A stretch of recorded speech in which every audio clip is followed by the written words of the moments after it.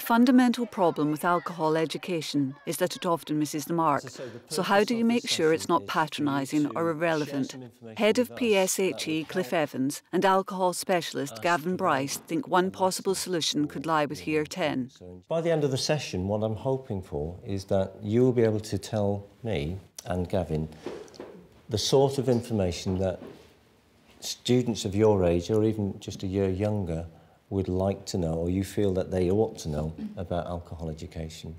And then we're going to deliver that lesson on Friday to a group of Year 9 students. I'm going to ask Gavin now to come over. Gavin and Cliff have organised a focus group with a few Year 10s to find out what they know about alcohol and what they think should be taught in Year 9. All right. Why do you think it is that young people want to drink? What is it they like about drink? Why is it you think people want to do it? Tastes good. Tastes good, all right. It's quite a sensitive subject. And I think the main thing is that young people feel comfortable, that they feel that they can actually share their experiences, and indeed that we're going to listen to what they're saying. The environment's really important as well. Here today we set it in the round, and I think that's the perfect environment to run a focus group, so that each person can see the other. It's like not as bad as some of the other things that you might sort of think of taking. So like people wouldn't really mind if like you had a couple of beers, but like if you started sort of snorting crack and stuff, then people would start worrying about you. True. After finding out about some of the group's influences, Gavin introduces the next exercise, a Diamond 9. You think are most at? Yeah, it is fitting in, but not to everyone. Sure. This is used to help the group prioritise their thoughts. 9 key points are written onto post-it notes and then organised according to their relevance. The information gathered here will be helpful when it comes to planning the lesson. And then at the very bottom of your pyramid there, you've got depressed. It's usually like when like older teens kind of like they're, oh, I've got a really bad life, they just try and solve it with alcohol. And when you're a teenager, most of the teens have the same problem anyway. Right. You're all in the same boat together. You can share experiences that way. Well, you're facilitating a focus group and you're asking the questions. All these answers are bombarding you, and invariably you're going to forget them. So it's good that, as you've seen in the focus group earlier, we both took turns at either taking notes or facilitating the group. What have you learned in school about alcohol? They try to say if you have one drink, you have a habit and stuff like that. Like, they try to make it, oh, it's terrible, you shouldn't have a drink. And they're outlining all the bad points. That's probably actually going to make people want to go out and drink it more. Because they want to be curious about whether anything good can happen. To round the session off, Cliff takes the class again. They've had time to think about the subject and are relaxed, so he feels it's appropriate to find out what they think should be passed on to Year 9. What sort of activities, what sort of information do you think it would be important to have? The school tells them that it tastes bad, they're obviously going to want to try it out. Okay. Yeah. Don't tell them that they're going to feel like horrible and everything, because they're not, and they'll go out and realise that for themselves, and then they'll think, oh, the school's wrong. So it's very good to reflect information that the student's saying. If they give you an answer, you can say to them, do you mean this, or this is what you've said, is that okay? Is that what you actually mean? Is there anybody else who can expand on that? So it's drawing them out. They should also like be shown about all the good stuff, like it's good to drink at parties, just like watch out for your mates and stuff. With the class at an end, the next step is planning. Gavin and Cliff begin by referring to their notes and carefully recapping on the main points brought up by the pupils. We've got to be balanced. We've got to be seen to be telling the truth. Yes. Yeah. Because otherwise, any information you give them is good. They're not going to take any notice of it, because your credibility as an educator is gone, isn't it? Right. Interesting that the students brought up the fact that there are poor choices made when you're under the influence. So we're going to look at that. I think we have to tease out, well, what sort of choices are made? How does alcohol affect their choices at this age, at 15, 14, 15, 16? Because that brings it a little more relevancy to them, really. I think one of the key things that seemed to be coming out was the idea of this keeping safe, and harm reduction was mentioned within that, within all of that. And I think that's, again, another key message that students With these issues in mind, they begin the process of planning the lesson. This was something that came through the post the other day. Gavin and Cliff brainstorm, looking at various resources and activities. Some bizarre-looking person. They constantly refer back to the pupils' points and figure out how best to satisfy their needs. The alcohol industry employs 1 million people, true or false? It's a good icebreaker because it allows students to participate straight away. They're hearing other people's opinions and they'll think, yeah. Wow, there's a lot in that. I mean, that is a lesson in itself, isn't it? The whole process is a lesson. After several hours of planning, our teachers finally struck upon a plan that they felt truly reflected the opinions of the Year 10s. The class is based around a series of exercises intended to stimulate thought and discussion, as well as providing space for some of the safety messages that Year 10 wanted to pass on. Right, to start the activity then, all of you are going to need one of these. One of those. The first activity in the lesson is a set of quick questions designed to stimulate thought and activity in the class. You need alcohol to have fun at a party. Ooh, lovely. Wow. Right, quite a lot of you read ones. Ooh, like this one. 14 is too young to drink. Oh, good mixture. OK. Anybody who is holding up a red one to say, no, it's not? Tom? Because it's like, all right for you to have a couple of drinks, as long as you don't, have like too many. OK, so that's the key, yeah? As long as you don't have too many. So at 14, it's all right to have a drink? Yeah. Yeah, OK. I think like a glass of wine with your family or something like that is fine. But getting properly drunk at parties and stuff at 14, I don't think is right. OK, this could be a controversial one.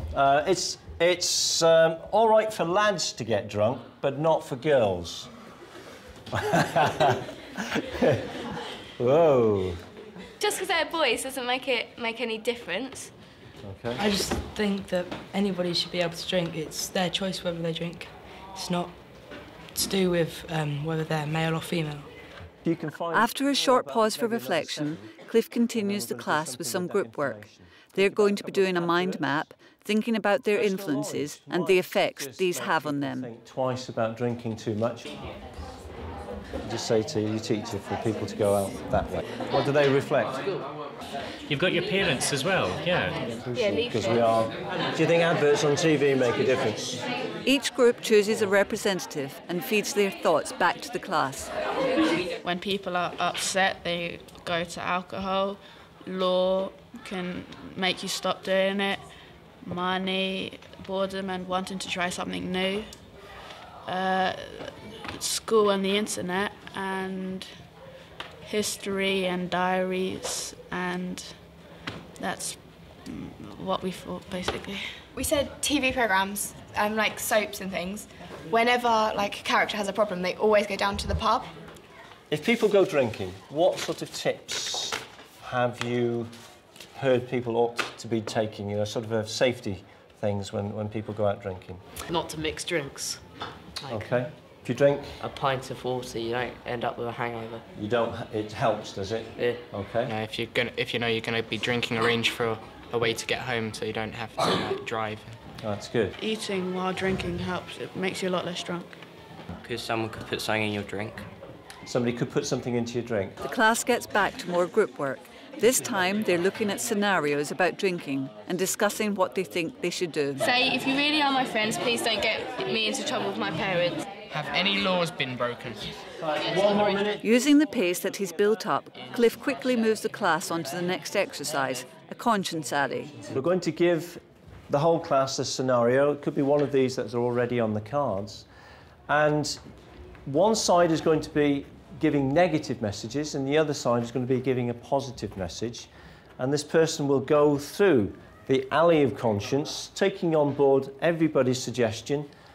And when they get to the end, we're just going to try and think, well, what is the best thing for you to do, or what are you going to do in this situation? We've got the girls on one side, boys on the other. Just mix up. So we have 2 rows here, please. You can do that now. Put your chairs in. You are the good side. You're the good conscience.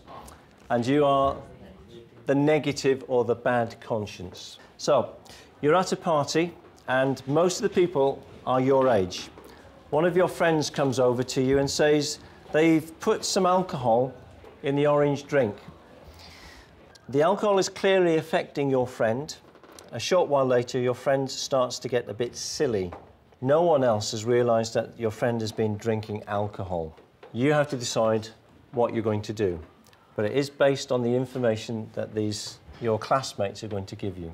What do you think he should do in that situation? Get help from a responsible adult. Matt? Pass. Pass. Carry on and leave him. OK? Try and stop him from drinking anymore. OK, we're moving down. Have a laugh and just forget about it. See what happens. Yeah. You could say pass if you want to. Pass. OK. Get some drink for yourself and join in. Yay. Offer something that's non-alcoholic. OK, good. Pass. Pass, that's fine. Pass. Just have a laugh and join in with your friends. OK. Try and look after him. Oh, yeah, good one. There we go. It's his problem, not yours, so just enjoy yourself and forget about him. Oh. Take him away from the situation and get him a glass of water. He's not a baby, he can look after himself. Get him to sit down. Ask your mate where this alcohol is so you can have some. OK, right. Here's big decision time. Have a think about it. What's the best thing to do in that situation? I think you should take him aside and, calm him down and give him some water. Take him aside, calm him down, give him some water. Who gave you the most negative piece of advice? What was it?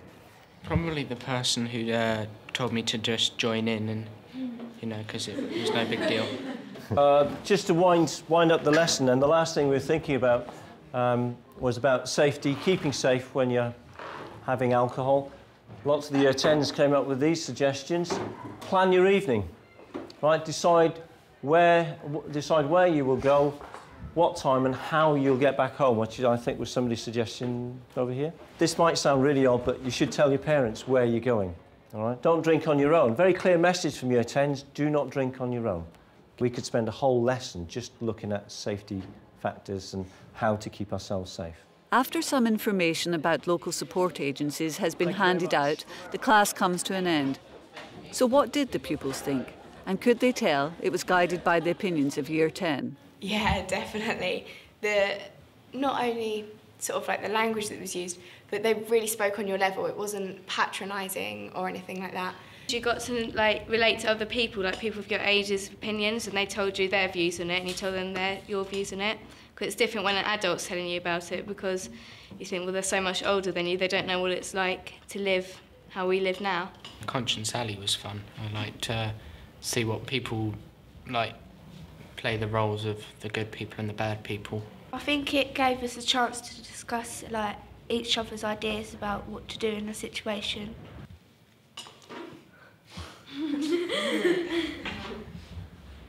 I was quite pleased with it, actually. I thought the students were very good and very responsive. For me, it really was a runaway success. I'm very happy with how it went.